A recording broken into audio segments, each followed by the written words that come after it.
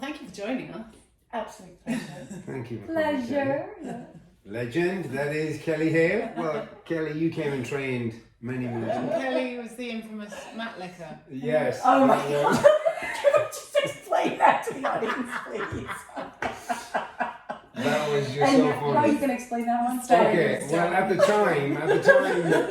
time, the gym wasn't. It didn't look the most hygienic. At the I'd say. time? But it was that changed? no, honestly, I swear to God, it was terrible, Delhi. And you're like, and as you're sitting down, I could see you pulling this face as if, oh my God, oh my God. What the hell am I going to catch? And then to the part I went, this corner smells like cat piss. What's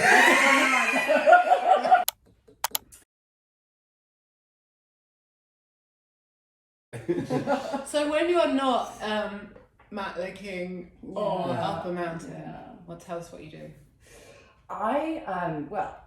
American in London, been here for 31 years, gone native. I don't even know what it means to be American anymore.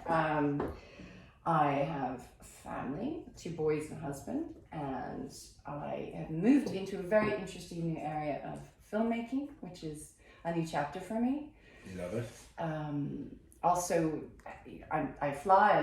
I love helicopters and Yeah. things like that. So into that, I'm big into winter sports, and that really shows itself in sort of a little bit of ice climbing. Ski touring is my real love. I can't say I'm great at these things, but I love them, Yeah. and every time I do it, I'm trying to get better.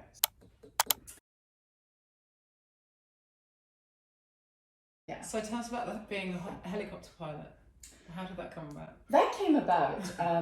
I had a 5-month-old child. He was our second child, Rory, wonderful Rory. And I had a moment of, oh my God, it's nothing but soft food and nappies. I don't think I can do this forever unless I find something that helps me be me, and then I can be a good mom. So I decided to carve out just this little tiny bit of my life, and I just thought that's it. It was an identity crisis. That's what it was. I love it. You know? What a great identity crisis. It was such an identity crisis, and I was Quite like, expensive I've gotta identity do crisis. Yeah, my husband wasn't very happy. Yeah, he really wasn't happy, but he decided, well, I wasn't expecting anything less from you, so that's fine. And True. Can we talk about cancer? sure. Because we've so far talked about all the incredible things in your life, but you also have been through a lot of adversity.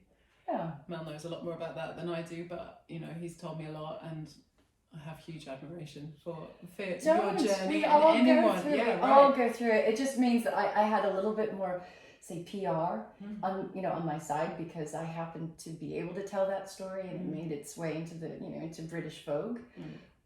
And that's a snippet of what happened, but really, I mean, my God, the millions of people that are going through the same thing, if not worse. And I think that was one of the things that we were keen, many reasons that we wanted to have you on, because we are talking to people who've achieved like amazing things or have, got incredible adventurous spirit that, will go out and inspire other people to do great things. But there was also the everyday kind of bullshit and crap that everyone has to deal with in life, and far too many people sadly do have to deal with cancer. So what would you, it's hard, I'm sure, to like summarize your journey with that, but like what has that taught you, and how do you live your life maybe differently now than you did? Or I talked about outgrowing yourself and trying to continuously evolve. I was always evolving, we're always evolving, but wow, you really evolve when you find out that you are not well.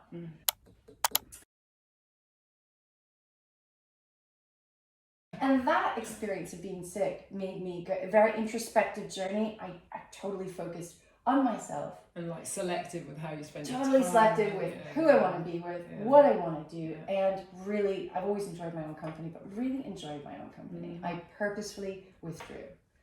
And and I try to do that almost like therapy.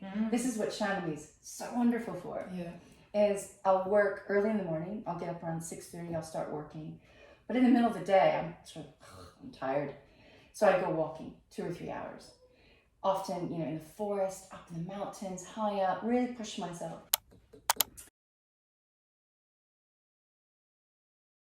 Are there any like blockers that you kind of subconsciously have that you need to just let go, or yeah, actually, what advice would you give to don't yourself? be afraid to slow down a little bit. Right. I have started to learn to say, yeah, I can ski that. I don't want to. Yeah. That's where I'm at now. You don't have to. I don't have to prove this to anybody. And being frightened is not enjoyable anymore. Mm. And I've got skills, I've got techniques. I do know how to get down things. And if I need to, I will. Pretty much anything. It won't look pretty necessarily, but I'll do it. But now I kind of go, often when we're off in the middle of nowhere, they'll go, okay, I'm going to go down this. And I go, you go for it. I'm just going to go around this way. If my heart's not in it. Yeah. And more and And more. also life is precious. Life is precious.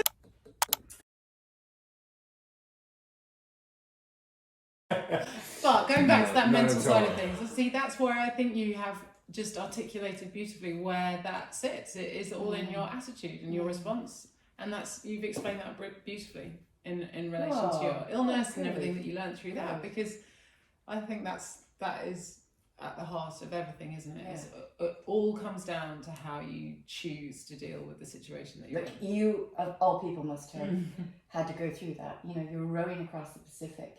You had to think about what you were doing, and that mental, oh my goodness, exertion and focus. If you didn't have that, physically you could have, but it's all driven by the mind, really. Yeah. You had the physical ability; it was clear. But, I know this is not a competition, but I could get out of that, and I knew that it would end, So when you're in real life well, of course it was a real life situation, but I knew within a certain time period it was all going to be over. Okay. You know? Yeah. And so I think it's important to explore lots of different life stories and situations to get that. Can you still have that perspective, as you've shown you can, when the shit hits the fan, when you're staring your mortality in the face? And so I think that's a massive lesson to take forward for anyone who's never hopefully been in that kind of situation, and hopefully they won't be. And hopefully they won't be, exactly. But that's, in a way, that's But the you can get beauty to it, of is my putting point. yourself into difficult situations and uncomfortable situations, so that you get a flavour of that without that having to be, your fate, if you like. Exactly. But that's a great skill to learn, isn't it? To understand how to regain perspective and how to choose your attitude and all of those things if there's anything I can stress to people is just hold on to perspective. Put things in what's important and what isn't. Yeah. Put them in just two boxes. If you can do that, you're on your way to an amazing life. Thank you so much. Thank you. It's been amazing. Kelly Thank Ledge, you. best answer of the what do you wish we had asked you. Boom.